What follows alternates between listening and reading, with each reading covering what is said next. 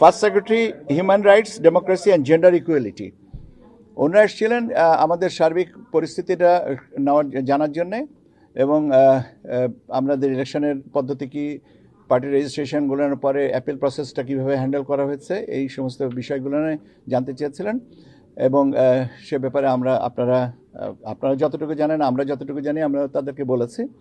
আমরা পাশাপাশি আরও বলেছি যে আমরা আর একটু বিস্তারিত আপনাদেরকে জানাবো 25শে জানুয়ারিতে, আপনাদের জন্য একটা ব্রিফিং আছে সেখানে।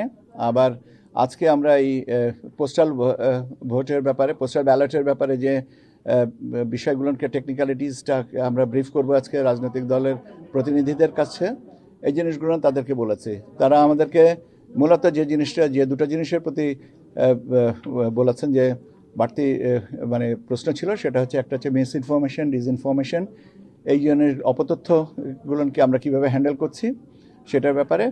আর দ্বিতীয় জিনিসটা হচ্ছে যে ওনারা বলেছিলেন যে তোমাদের সিকিউরিটি নিয়ে কোনো কনসার্ন আছে কি না, নিরাপত্তা ব্যবস্থা সম্পর্কে তোমাদের পর্যালোচনাটা কী এবং কীভাবে তোমরা কী করছো, এটাই আর কি মূলত মিস ইনফরমেশন, ডিসইনফরমেশনের সম্পর্কে আর কি জানতে চেয়েছিলেন। তো এই হচ্ছে।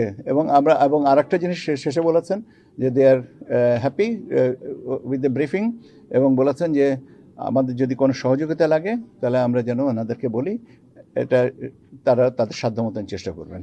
এটাই, কোনো স্পেসিফিক কোনো বিষয় না, এটা একটা জেনারেল আন্ডারস্ট্যান্ডিংয়ের জন্য এসেছিলেন, একটা জেনারেল এটা না। আমি তো বললাম যে ওনারা মূলত মিস ইনফরমেশন, ডিসইনফরমেশনের সম্পর্কেই আর কি জানতে চাচ্ছিলেন, বিশেষ করে যে আমরা কিভাবে এটাকে করতেছি।